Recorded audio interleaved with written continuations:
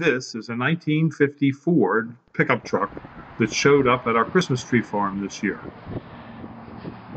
We sell Christmas trees, and people bring strange vehicles sometimes to get their Christmas trees with, and a person actually put a Christmas tree in this truck and took it home.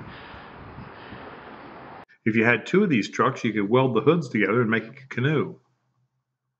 But this truck will probably never be scrapped and turned into something other than a classic, which is what it is.